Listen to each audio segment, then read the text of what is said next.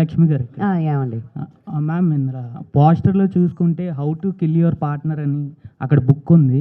అలాంటి బుక్ రియల్గా ఉందా? అంటే ఒకవేళ ఉంటే ఇది ఇప్పుడున్న అమ్మాయిలకి ఎంతవరకు యూజ్ అవుతుందని అనుకుంటున్నారు? మీ వైఫ్కి పంపిస్తా. మీ ఇంటి అడ్రస్ ఇవ్వండి.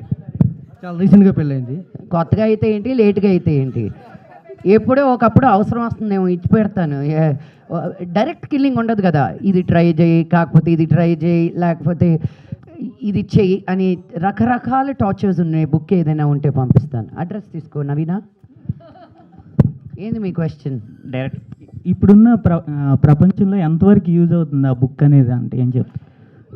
Let me tell you something. Let me tell you something. ఒకరిని చంపాల్సిన అవసరం లేదు. Step out of an unhappy place. అర్థమైందా?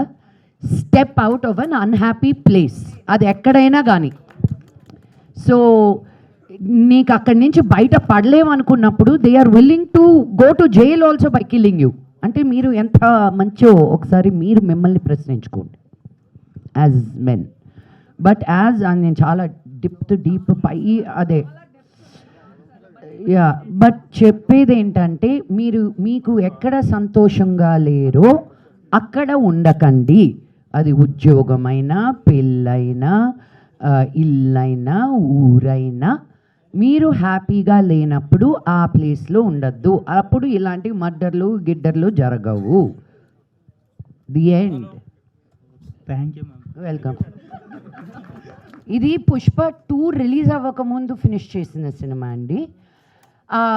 సుకుమార్ గారికి నేను చెప్పదలుచుకుంది ఏంటి అంటే, ఇది ఫ్లవర్ కాదు ఫైర్ అని నేనే ఫస్ట్ చెప్పానండి. అది బయటికి రాలేదండి, మీరు వాడేసుకున్నారు అక్కడ.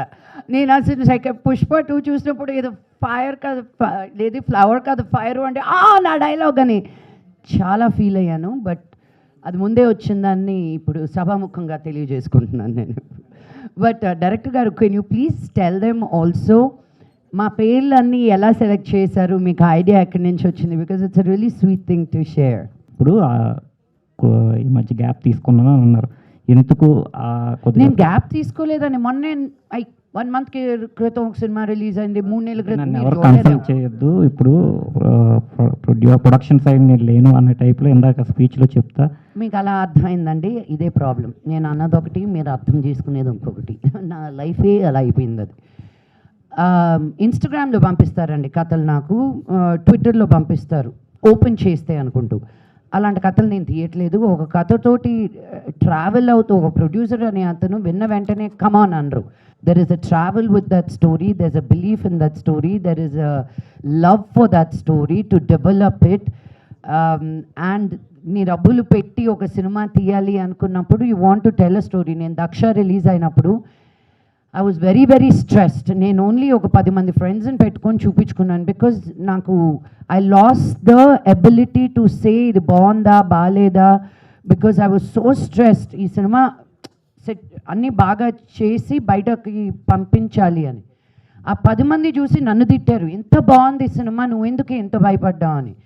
I lost my ability to think ఇది ఈ డైలాగ్ కరెక్ట్గా చెప్పాను. Because when you see it so many times and when there is a lot that you get involved in and after going through so much, no that's what I said. నేను అలా చెయ్యను అంటాను, cinema release అవుద్ది, మళ్ళీ 3వ రోజుకి phone ఎత్తి అడుగుతాను. అవన్నీ వినలేదా మీరు?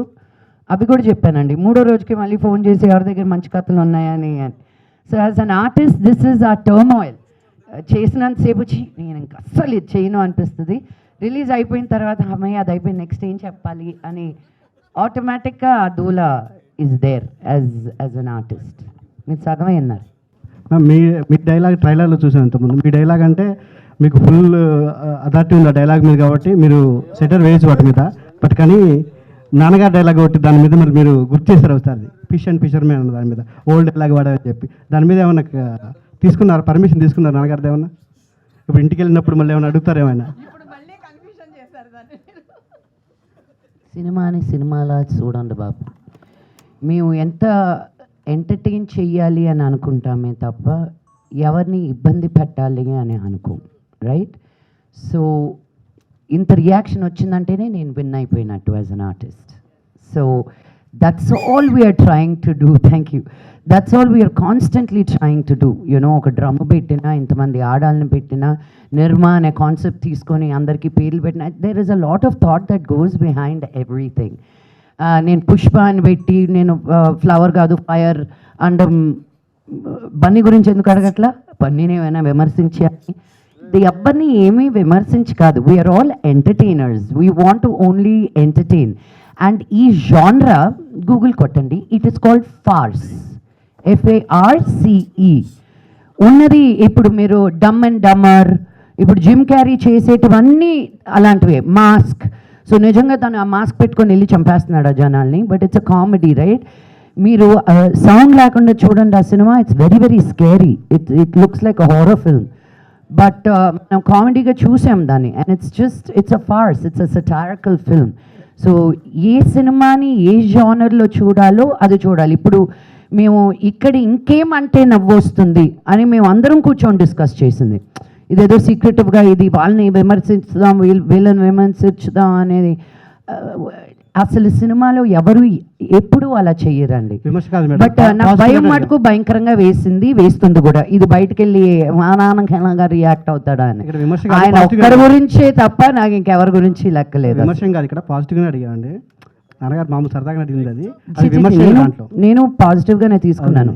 లోపల వెళ్తున్నాయి, నా మంచి డైలాగే దొరికిందా నీకు ఆయన అంటే నాకు ఆన్సర్ లేదు అక్కడ.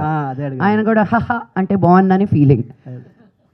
సినిమా వరకు ఆగాలేమో అనుకున్నా, ట్రైలర్లోనే వచ్చేసింది బేర్.